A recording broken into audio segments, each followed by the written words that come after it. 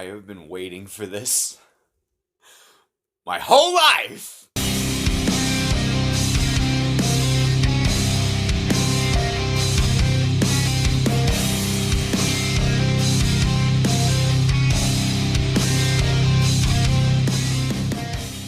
Mortal Kombat. Everyone knows what it is. We know why we're here. We know why we watched it. Was it good, at least? I gotta say, the bar wasn't super high because of the Mortal Kombat movies we'd gotten in the past. So going into this, I was like, okay, as long as it's semi-decent, I'll be happy. I feel like I don't really need to go into a plot synopsis, but I'll do a brief one. There's a thing called the Mortal Kombat tournament. There's 10 of them.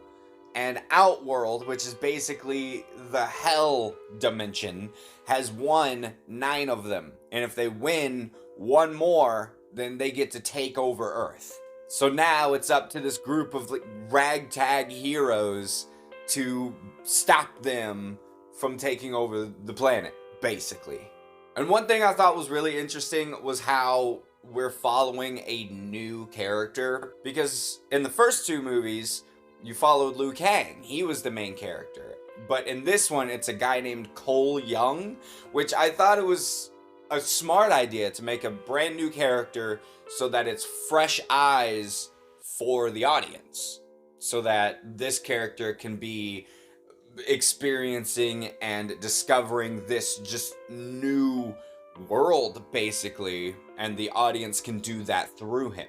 And I liked Cole Young as a character. He was fun, he could be funny, his relationship with his wife and daughter was really heartwarming. I really enjoyed them as a family unit and seeing them together.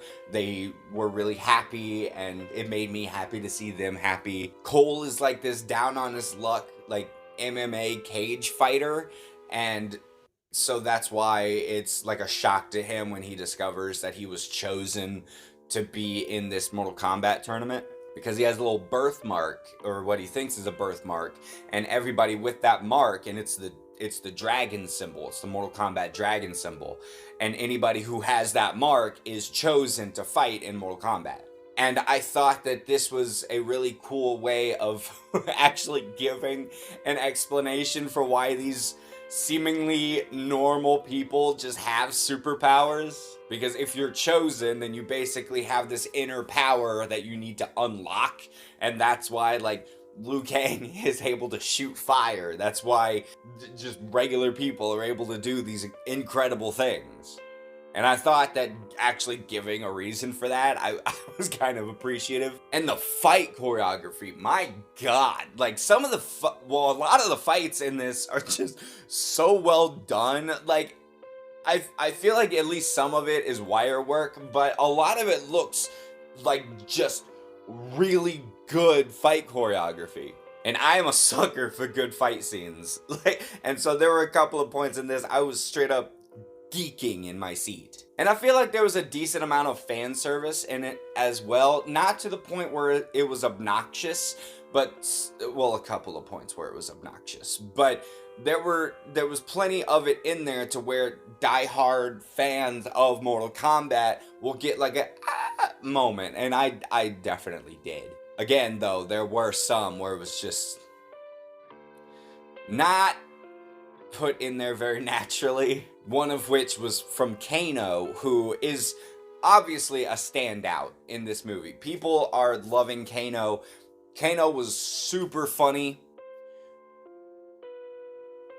And that was it. He was the comic relief asshole. And that was really it.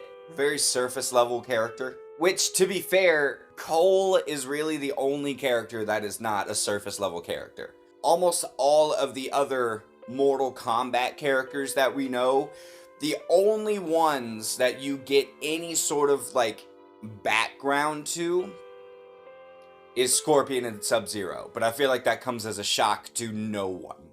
Liu Kang and Kung Lao, you do care about them because you see their friendship. They call each other cousins, and you do get attached to them. But like, Sonya didn't really give me anything. Jax didn't really give me anything. Their performances were good. The actors performing the characters did a good job, but the characters just weren't written in a way where I really gave a shit.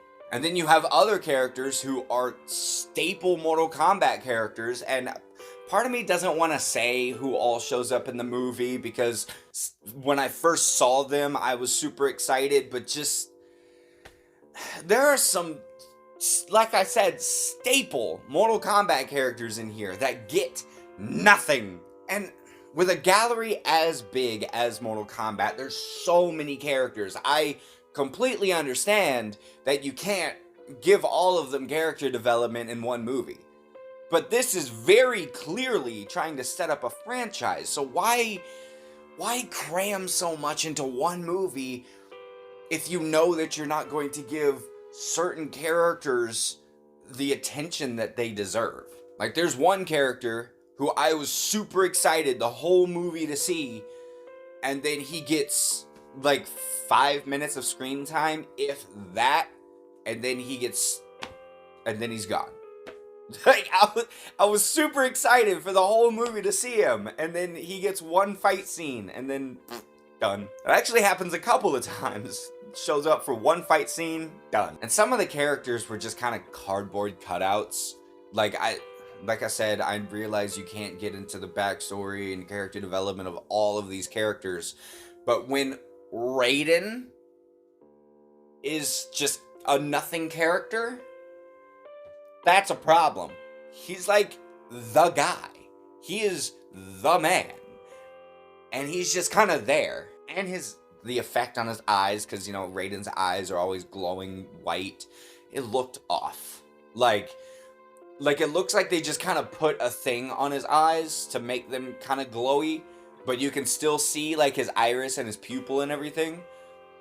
I feel like they should have just done like what the video games do, and that's just make them pure white. I don't know. That's a nitpicky thing, but it looked weird how they did it. There's also...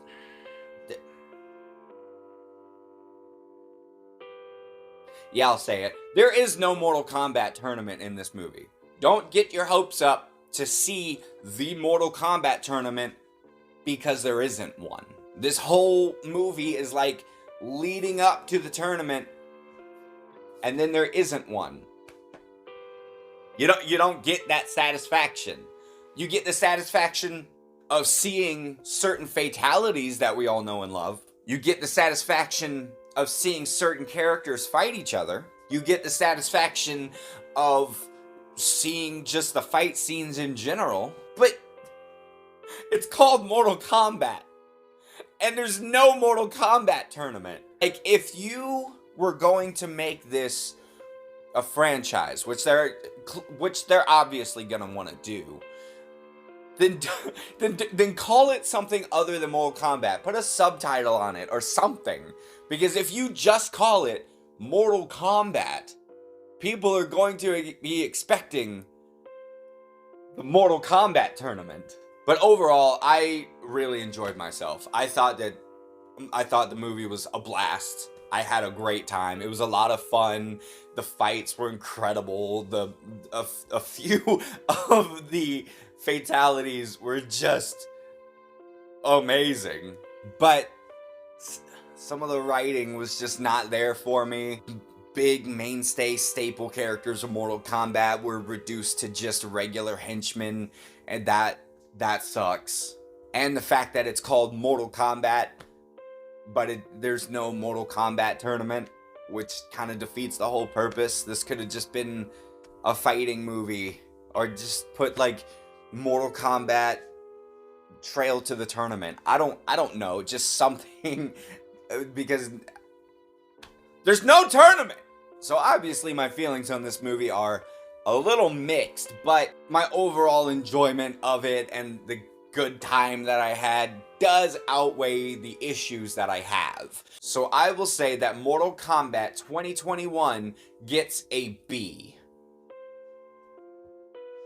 Have you guys seen Mortal Kombat yet? If you have, let me know down in the comments what you thought about it. Or what are some characters that you really hope they get into in the sequels? Or do you know absolutely nothing about the lore and you're just kind of along for the ride? Whatever it is, whatever you think, let me know in the comments. Go ahead and check out my social media. The links to all of that will be down in the description. But before you do anything, go ahead and hit the like and the subscribe so that I can see you guys next time.